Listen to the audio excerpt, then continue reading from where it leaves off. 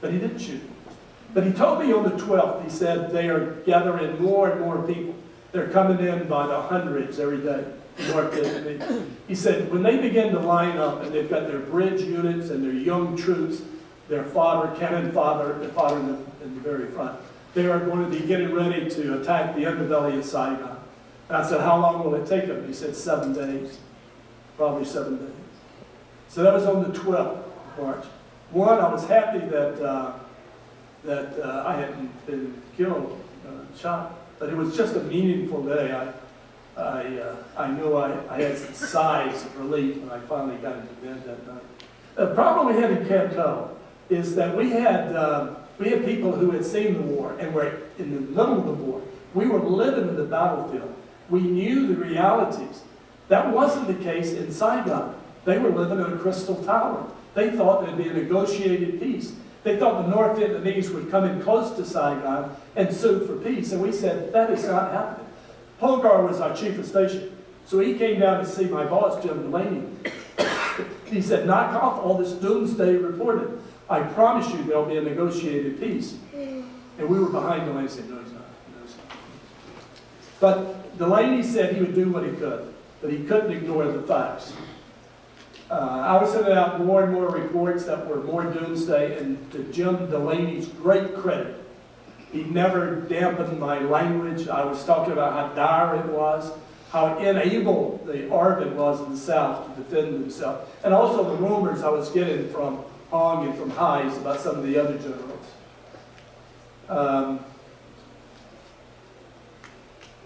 On the 22nd was another meaningful day. I went out to see Hai, and Hai said they're lining up across the border. And I said, Saigon will fall soon. He said, Saigon will fall in 7 days. So I came back to Delaney. Now, Delaney was under orders from the chief of station. Stop this doomsday reporting. Do we put out an intel cable that says Saigon will fall in 7 days or not? And I explained it. Tom Bosmeyer came in. I think Matt Little came in. And we talked about it. And Delaney finally said, go ahead with it. So I went down into the map room and I typed up the intel that Saigon would fall in 7 days.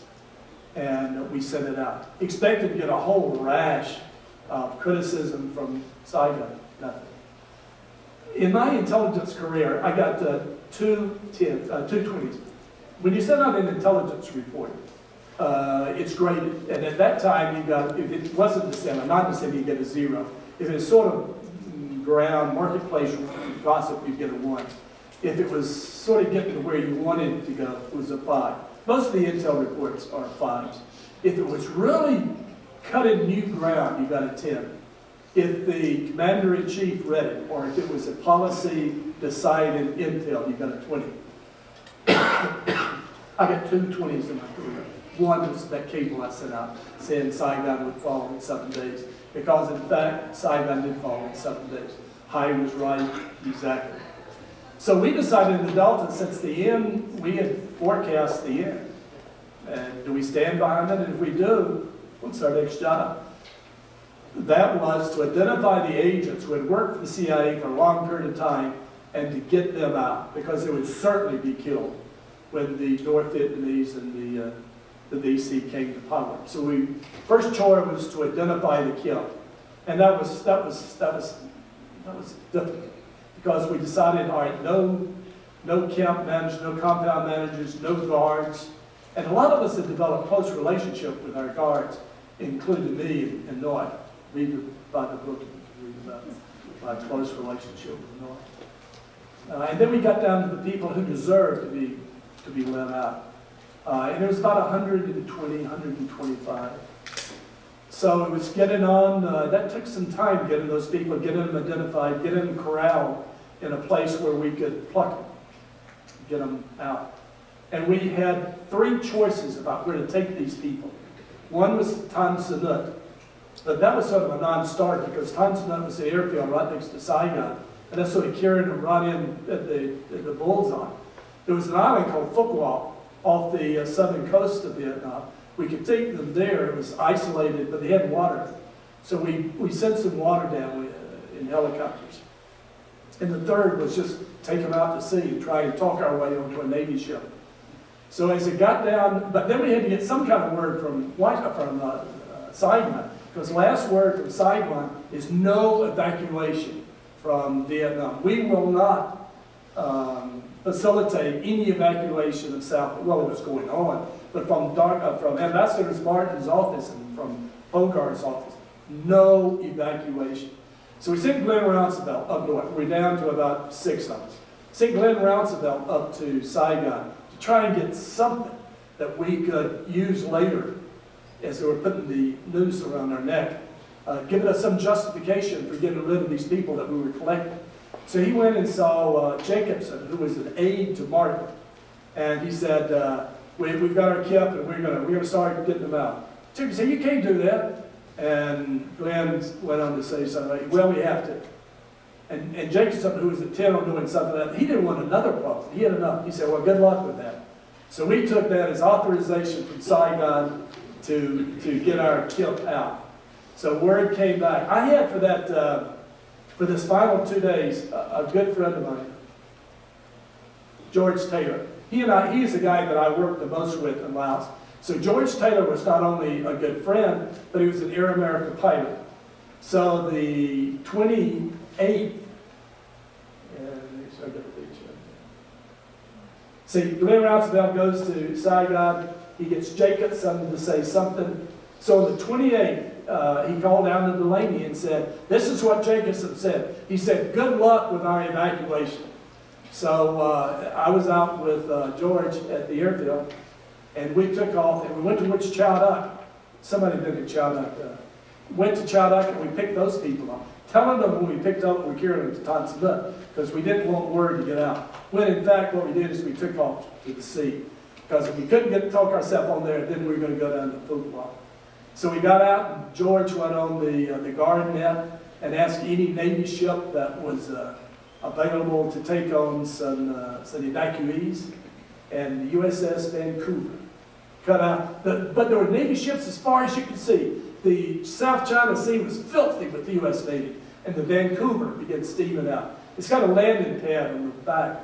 So, and the people on board with me who thought they were going to Tanzania, that landed on a boat, they didn't want to get off, and the Marines didn't want them to get on either. So, and I was the only one sort of in the middle. And I told them finally they had to get off, and there were some people from Chowdak that I knew and worked for that forced the rest of the Vietnamese CIA people off on the back of the Vancouver. But I had to go up to see the admiral of the Vancouver. And I told him this was authorized in Saigon, he can check. And these are coming from the Delta. These are key indigenous personnel. We'll be bringing them in today. This is the first load, but we have the authorization. This is good, it's good. And he didn't tell me, he didn't want to, but he thought he was bucking bigger brass above him if he said no. Because for him, if he didn't let us on, we were going to have to go back inland, but of course we were going to go to Fuqua. So they got off, and all day long we shoveled people out. We had 2 helicopters.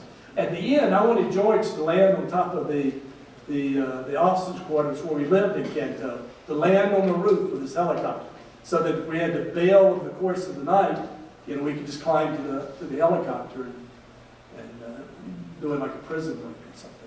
So, but George wasn't sure exactly where it was, because I had some trees cut down. George was trying to argue with me that he couldn't land there because of these big trees. But that day I had sent a work team out and we had cut down those big trees. So anyway, I was going to ride with George to show him where I wanted him to park his helicopter that night. We landed on the back of the USS Vancouver, and Marines were there. And they took me off, said, the captain wants to talk to you. So I went up to the captain and he said, who authorized this? And I said something. Nobody's authorized this. I don't know where you come from. I don't know anything about this. You seem to be American. You seem to be legit. But nobody's authorized this. He said, not only that, but my order is to go to the mouth of the Saigon River, be ready to rush up there tonight if there's an attack. And he said, so what I'm going to do is I'm going to put you off on a merchant marine ship.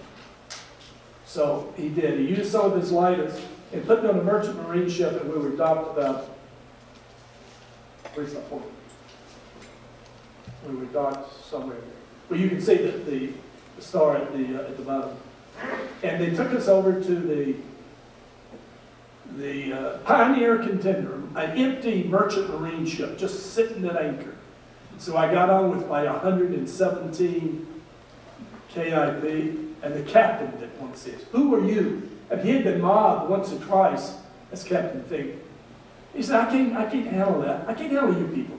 But they had been moving some Marines, Vietnamese Marines from Da Nang down to Saigon. He had been mobbed once before. His life had been held in the balance.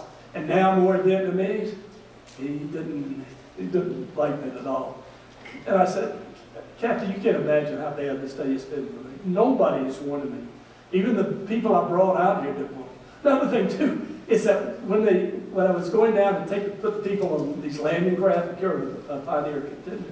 Now, these were pretty rough people. These were not out of Sunday school. They didn't have on their Sunday school clothes. Not all that, but every one of them was armed. And that was what the captain said. He said, I don't know about these key indigenous personnel you're talking about, but they had submachine guns. Every one of them had a pistol. 5-year-old had a pistol, he said. So, he went 117, and we get on the Pioneer Contender. And good old Captain Fink, growling, gruff, you know, but he fed them, and we found places for them to sleep. That night, the next day, Saigon was evacuated. They did it all in one day. They brought in Marine choppers for the most part. McNamara, our congen, he was the State Department chief in Canton, wanted to come down the river. He didn't want to go out by Air America because he had a lot of promises to his girlfriend, to his girlfriend's parents, to his cook, to his cook's parents. The Marine Guard there had a Vietnamese wife, and she had a couple of kids from other marriages. But he had these political lackeys that he was bringing out. He had also disagreed with our plan to bring out the CIA people, thinking that they weren't worthy, whereas his maid's parents were worthy. He came down the river in 2 landing boats. And just, drunk, God looks after drunks and fools. How he made it down the Basik River in the middle of this big battlefield that was never considered safe by us. I think they were just surprised to see these 2 boats puttering down with mostly Americans on them. But anyway, he pulled up. I called up tugboat control, which was evacuating people from town, and said, we're going to cast these landing boats off unless you want them. They said, yeah, no, we want them, bring them on. So myself and a guy that I had worked with in Canton got into one of the landing boats, and a Filipino pair engineers got into the other. So we started north. To find out when the sun came up, I only had 1 engine engaged. Now, not only is it light, so it's just been bucked around that way, so we're trying to stay in front of it. But I only had 1 engine. It's like trying to juggle while you skip and rope or something. But we got up and we pulled into the harbor at Fong, and it was something right out of Hollywood. It was something out of Saving Private Ryan or the invasion of Normandy. It was crowded with people.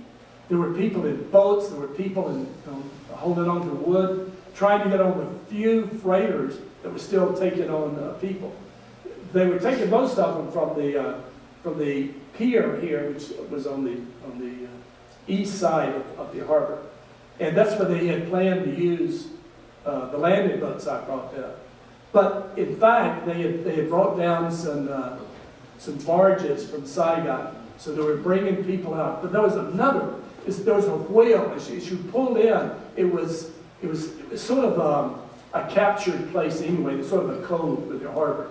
But the water, I think, gave that sound its bottom. But there was this roar of people, just 1,000, 10,000. I don't know how many people roared. The pier was crowded with people trying to get to the barge. They were pushing, people were being pushed into the water, being pushed off to the side, being crushed between the barge and the pier. Rounds were coming in. The North Vietnamese were firing rounds. But we loaded them all until we just couldn't load anymore. I stood on the very top. Where's my thing? I stood on the very top deck. You can see there's nobody up. That's the captain's That night, so this is 2 days after the embassy had been evacuated. And there was no American in front of me. I was the last American to leave that. And I saluted the Americans that I had known and the Asians that I had known that had fought this war. And there's nothing to say in conclusion. There's no collection of words you can say, make it all make sense. It was, for me, a young guy, a very exciting time, a very purposeful time. I lived a rich life there. So did Brenda and the kids. Leading men in combat, there is nothing to equal that. It was a challenge. It was rewarding. I enjoyed it, but it was a bad war. We should have had better managers in Washington.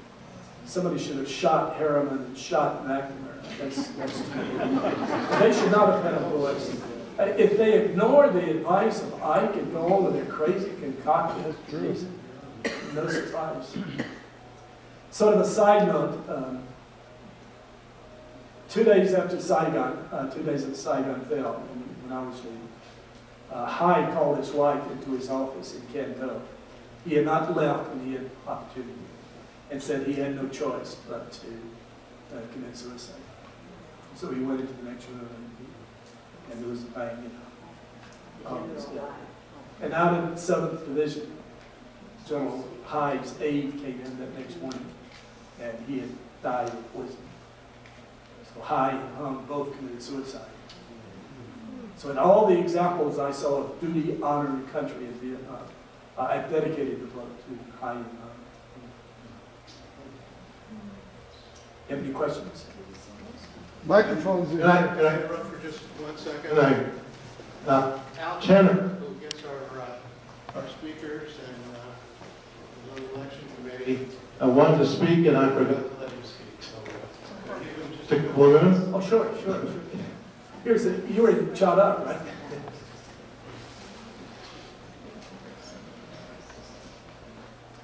I'm delighted to see this crowd here tonight. As we approach the end of the year and the new year comes upon us, once again we need speakers. If you have any ideas of anybody who might be a speaker, or who has a topic you think we would be interested in, please let me know. Anyone, if you think of anybody or run across anybody between now and any time who you think might have an interesting presentation, please let us know. We'd love to have new speakers come before us. Thank you.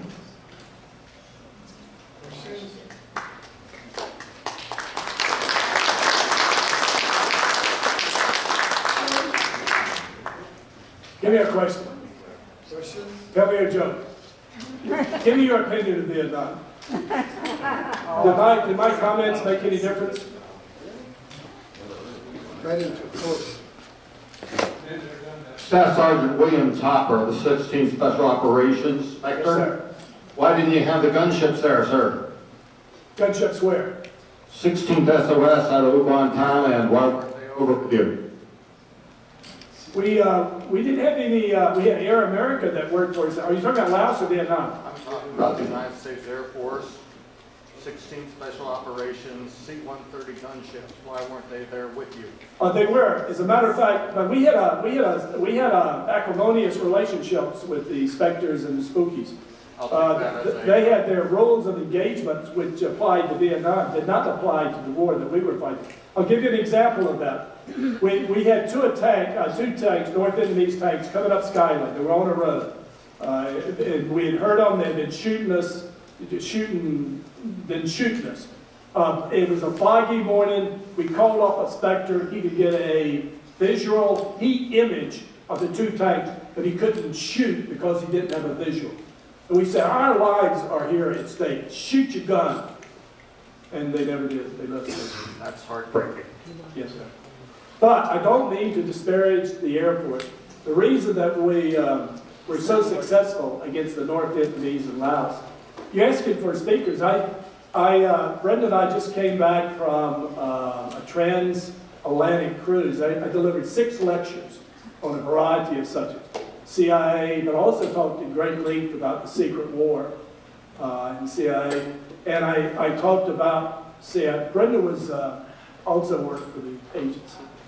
And she was the star subject of one of my speeches.